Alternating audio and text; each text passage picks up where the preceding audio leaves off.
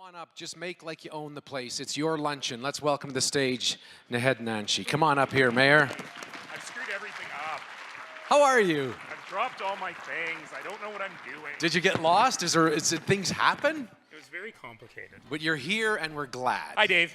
How are you? Or should I say Morgan? Morgan, yeah, really. That's the end of my life, isn't it? As he's there, he's like, what do we need the old guy for? Well, you know, the only reason we keep you around is because you occasionally show us pictures of John and Tess. Well, I drew a picture of them this time. Nice. Yes. Can I show mine? Yes. Because this will relate. So I did mine with a pen because Patty was using the markers at our table. So if I don't know if we can see it. This is a slow zoom that's going to annoy somebody. But if you look at this corner, there's me and Blythe and the kids. That's really true to life. I know. It's like a photo. I can't help it. I'm an artist. Uh-huh. See that? That's them. And here's the thing. We're all holding drinks. My vow is to go drinking with our kids. They're 6 and 4. But let me explain this. The reason is our kids do a lot of great arts, things like storybook theater, things that are designed for kids. And I like that. But now and then I don't want them to think art is just kids' art. So I'm going to take them like to the Ironwood or to a bar, and we're just going to get hammered. No. You know what they say about people who take babies to the bar? Right. We are going to go to somewhere that lets kids in the afternoon, and they're going to see adults entertaining for adults. So they get to see that this is a lifelong thing. So that's one of my things. Very cool. There. Yeah. Well, I spent a lot of time with my strategic markers. Nice. As you can see. Very good. Because visual arts are my new thing. Right. I've been studying hard, as you can tell. You're gifted, yes. So my three things, of course, are about supporting the arts, which is why we're all here today. Yep. The second one, you see the people all have different hats. See, she's Yeah. wearing a hijab, he's wearing a turban. This is real art, folks. That's a Okay. turban. That's your work on a turban? That's a cowboy hat. Oh, good. Right, of course. Yes. So this is about supporting newcomers, particularly immigrant youth. Very good. And then this last one, a number of people in the room will know that I'm particularly passionate about Calgary's poverty reduction initiative, Enough for All.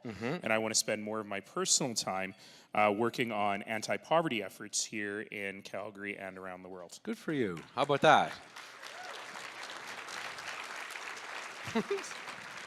This is, if you want to know, how does an artist... What are the other two, Dave? If you want to know, how does an artist show applause? There, that middle one, that's clapping. That's me clapping. Perhaps we should stick with the performing arts, you and me, Dave. Let me show you. So this last one, this says DKL and has a dollar sign and music. And this isn't a plug, although we are It's doing a plug. Dave Kelly Live. Dave Kelly Live on April the 12th. The 12th. 12th. Yeah, it's our 12th show. It's the Dirty Dozen. But let me tell you a personal story. So every show we get musicians on the show, and it's this live variety show we do, and it's fun, and you should come. But beyond that, that's not why this is. I used to do breakfast television, and this was a thing I used to always say to bands on breakfast television. Come on the show. Chris Demeanor, you got a new CD out. Come on the show. It'll be great for you. And Chris would say, awesome. And I'd say, we're not going to pay you anything, but the exposure is going to be great, which is true-ish. So, well, if it's TV, right? maybe, I mean, and there is something there, and there is something about exposure that's great. But I know from knowing enough musicians that that's a very declining thing, that they're getting asked more and more. So we made a decision with Dave Kelly Live that even though the show is not making money, we do it because we love it and it helps some folks, that if you play music on our show, you get paid. Cool. So imagine the negotiations with Paul Brandt. That was. I was just going to say. Yeah. The last musician you had on was Paul Brandt. Yes.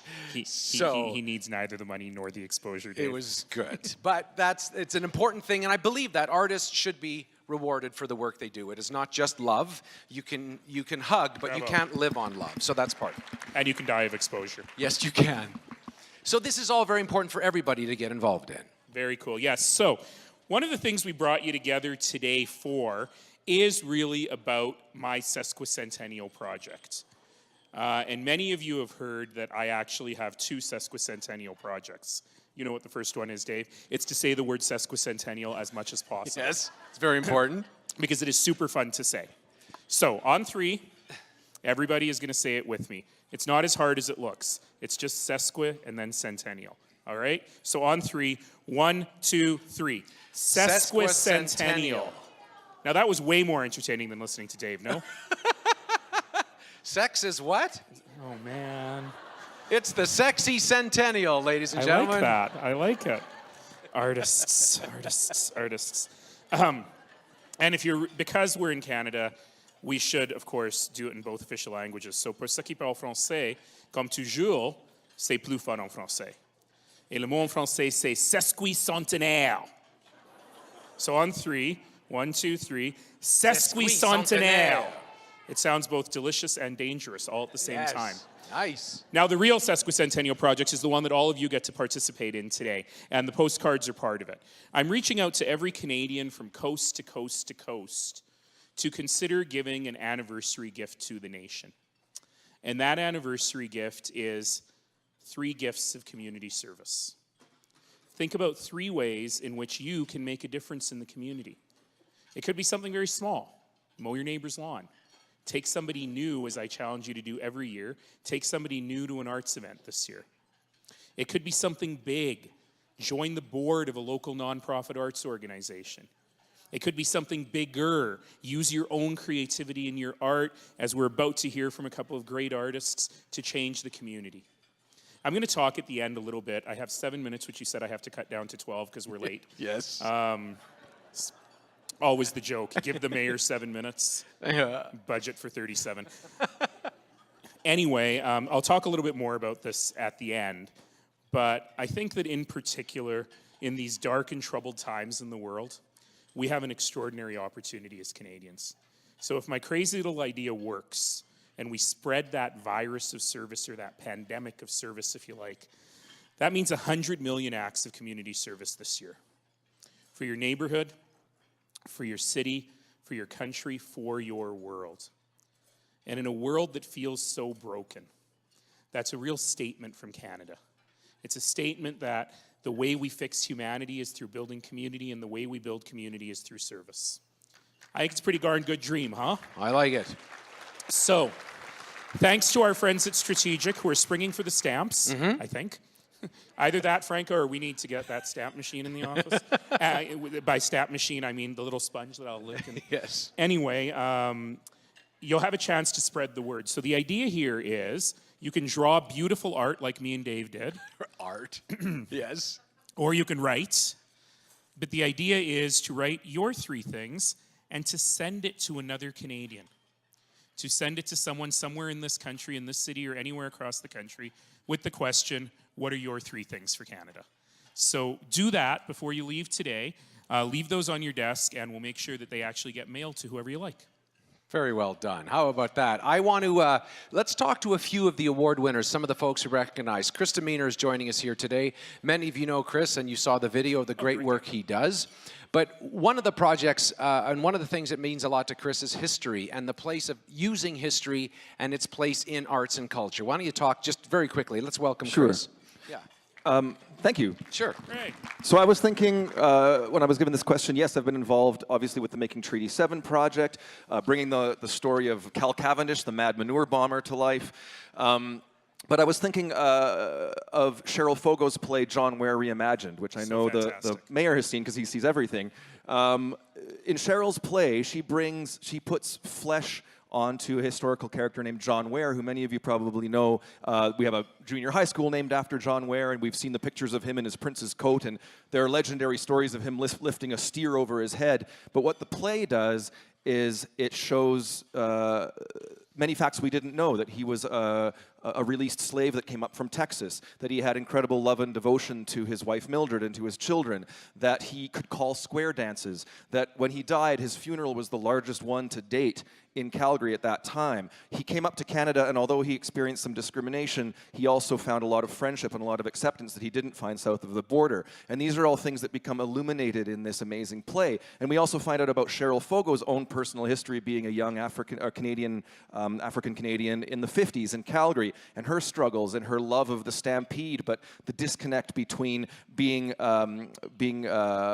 black and seeing all the cowboys and cowgirls on TV and movies being white. So in many ways, her play becomes a springboard to investigation. You want to go home and you want to research African-American cowboys. You want to research the civil rights movement. You want to find out about Calgary in the 50s. So I think expressing history through the arts makes you want to investigate more about where you live.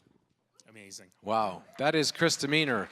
There's a reason you work with words. Well done, Chris. He was the poet laureate. He certainly was. Kate Stevens is another one of the folks who was recognized here. We want to ask Kate, why it is important to give the gift of time? And first, Kate, tell everyone what Yo Mama means in your... I should point out, I've been having lunch with Kate. Yes. She's super shy. Is she? Oh, yeah. Yeah, super shy. I don't like Serious. talking to anybody, just a heads up. No. Okay, Kate, so first, Yo Mama, and the most important part about Yo Mama, how long did it take you to come up with that name? So, my name is Kate Stevens. I'm 17 years old, and I'm an emerging singer-songwriter here in Calgary. But I have a youth organization called Yo Mama, and we are youth musicians of Music Mile Alliance. Yo Mama. So I worked on it with really great people, Meg Van Rosendahl and Bob Chartier, and we're all about nurturing the younger talent we have here in Calgary because, as you said, time putting into the arts, we are the future. I hope y'all know that because we're going to be doing this later. So pretty much we have a mentoring session at the Blues Can, and it's all about giving the kids a place to play and a place where it's under 18, but it's still a safe, fun venue, so that's pretty cool. You can find out what we're doing all on Facebook at Yo Mama YYC. If you want to follow me on Facebook or Instagram, K8 Stevens Music. That's me. Good plug, I know. Anyway, but yeah, so the arts are so important for younger musicians because I wish that I had something like this when I was younger. So I feel like I'm talking too fast. I hope y'all caught that. I'm very shy. No, but yeah, so it's an honor to be here and being one of the arts champions to actually share with you guys what we do. So thank you very much. How about that? How cool is that? And now you know you can take John and Tess to the Blues Can. see, that's another place to go. I suspect Blythe may have something to say about it. But. Come to the Blues Can. You have a Blues, show. You can bring your kids to the Blues Can, Yeah. and you can bring them to Gravity Cafe because this is where, the thing is, it's Music Mile, it's down in Inglewood, so it's a party time. Anyway, bring your kids there because we can make them become musicians. Very good. Okay, cool. Thank you, Kate. I think it's great that a 17-year-old has said, I'm old now, I got to help young people. So, Teresa Coulter, thank you very much, Kate. Where are you, Teresa Coulter, where are you? So, Teresa, I believe, is the only person to bring a dog. Is that accurate, Teresa? Did you bring a dog? You did bring a dog, and we saw a little bit of your work on screen. Tell us a bit about not just the gift of the arts, but using the arts as a gift to you. I use art as a way to express what's happening. Can you hear me? Yeah. As an emergency service worker for 16 years, we often have a duty to perform, and that sometimes means shutting off our emotional response so that we can charge into emergencies. And I use art as a way to express that. So it's a gift on a way to connect without words. And it's difficult with mental health sometimes to explain in words what's going on. But through art, I was able to show that you're not alone and that we can be together. Perfect.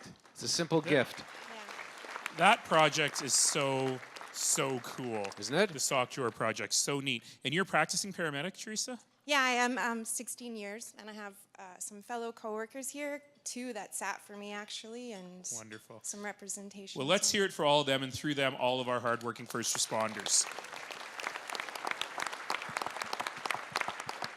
These are all inspiring stories, and I'm going to leave the stage for a moment for you to inspire us as we bring this puppy home. Can you Did do you that? say for a moment? I'm going to go. How behind are we, Dave? I'm going to go. Oh, yeah, I'll we're walk behind. around the province and come back, and when you finish up, we'll be there. Let's hear it for Go Naheed. hatch Go a few ahead. Pokemon eggs. Well, thank you, Dave, and thank you, all of you. You know, I love this little Q&A with people in the audience. You'll remember, those of you who were with us last year, that we talked about some of the real things that it takes to make art for those of us who are not practicing artists in the room to learn a little bit. And the reason we wanted to have that particular conversation with you today was really so that we could understand the transformative power of arts and the gifts that each of these three artists that you've just heard from are giving to the community. As I said, you can do a really big thing by using your own creativity to change the world. And that's exactly what we're hearing in each of these cases. When we hear from Chris, right, talking about how art can be used to tell us stories that help us better understand ourselves, where we've come from and where we're going. When we hear from Kate about the need, it is funny, Dave, the need to mentor the next generation, because when you're 17, you got to start worrying about the younger kids.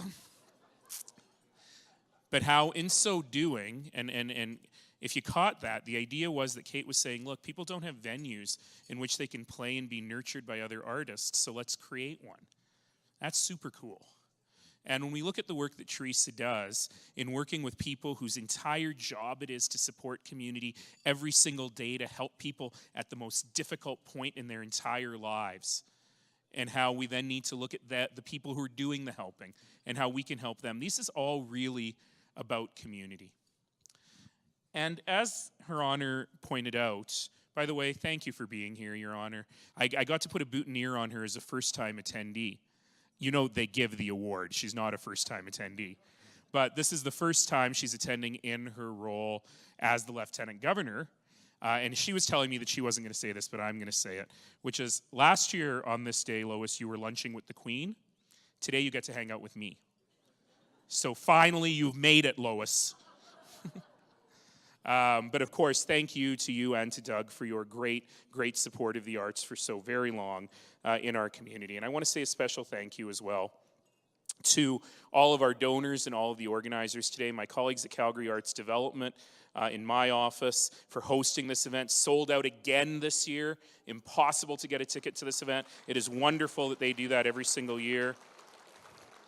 Thank you to all of our sponsors. A special thank you to Strategic for their tremendous support of our community every single day. And let's hear it for one of the great heroes in our community, Riaz Mamdani.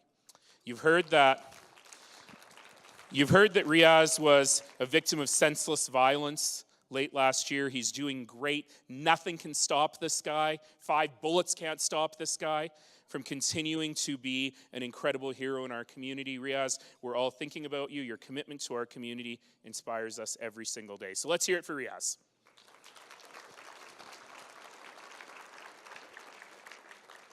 And another thank you to all of the volunteers who helped put this together today, to the artists who are with us today, to every one of you for being a champion of the arts in our community. So let's hear it for ourselves too. Now, I've been ruminating a lot lately, because that's what I do, ruminate. And I've been thinking a lot, as I know many of you in the room have, about the state of the world. You know, some people think about what's coming up on the next episode of Riverdale. I think about the state of the world. Jughead and Betty should never be together, just saying. But the world feels a bit scared. Oh, and spoiler, sorry. Sorry for that. Should have said spoiler warning. The world feels like a scary place right now. It really does. It feels like the lights are going out one after the other.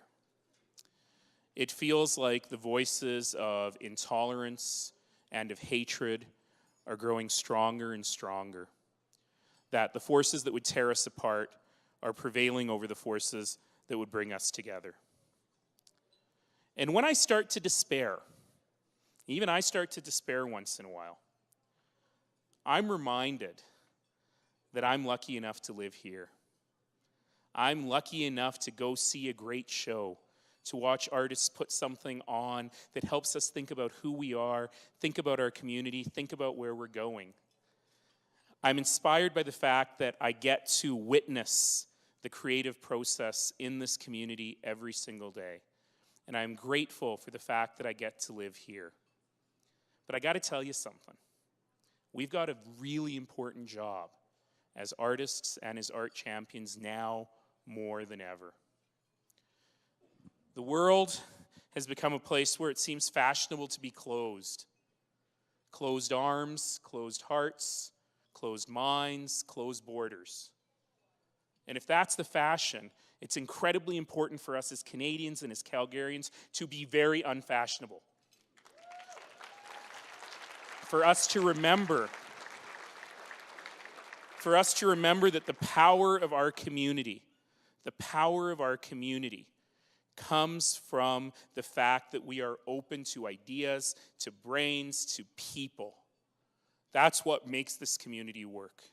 When we think about the fact that for thousands of years, the original inhabitants of this land, the Nitsitapi, the people, we call them the Blackfoot people now, have generously welcomed and shared this land with others. And we got to keep doing it every single day. You may have seen yesterday that unfortunately, according to a really big brain in the intellectual movement in the United States, Ann Coulter, that we can no longer be her 51st state because of tolerance and open-mindedness. Sorry, Ann, bye. Because we're not giving that up. Because in fact, we will continue to do that. And we'll continue to do that every single day. Lately, I've been spending a lot of time, for obvious reasons, with different faith communities. I've been in lots of churches and temples and mosques and synagogues and mandirs and gurdwaras. And I'm reminded, every single time I do that, of that simple Franciscan prayer. Maybe you know it. Lord, let me be an instrument of your peace. Where there is hatred, let me sow love. And that's really our job. Our job is to use our hands, our hearts, our voices, and our minds to continue to be an instrument of that peace now more than ever. Because the world needs us to do that now more than ever. And part of that is making sure that we understand and support the transformative power of art in our community. It means the three things that I always tell you about at this lunch every year, and I hope you live every single year, are still important. Promote. Talk about the arts in the community unfailingly and unceasingly. Talk about it all the time until your friends are bored of you, so that people understand what is actually going on in our community. Attend. Go to things. And as I challenge you to do every year, make sure that this year, 3 times, you invite someone who has never before been. Take someone new to the theater, take them new to a gallery, take them to a music show. Make sure that you bring someone new into our circle. Because if our circle is just talking to ourselves, we're not having an impact in the world. And finally, invest.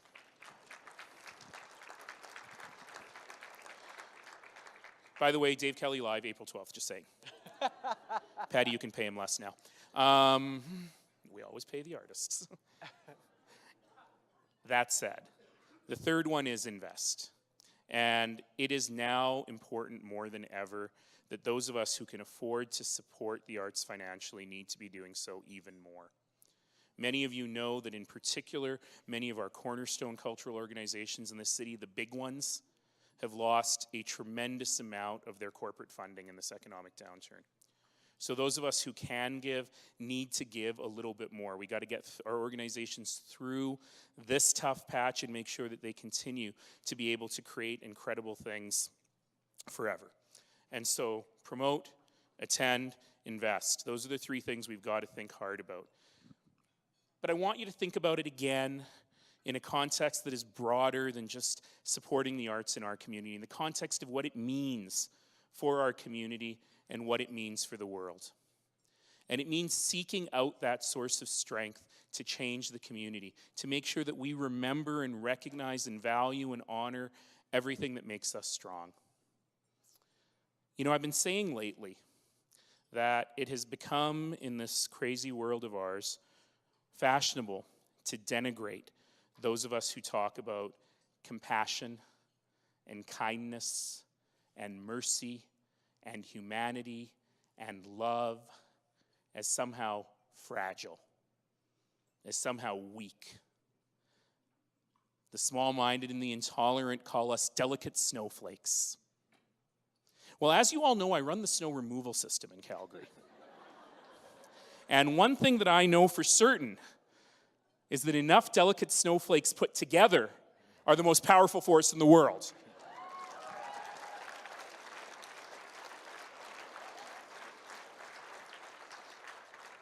So make no mistake, never, ever, ever mistake kindness and compassion and mercy and humanity and love and beauty for weakness.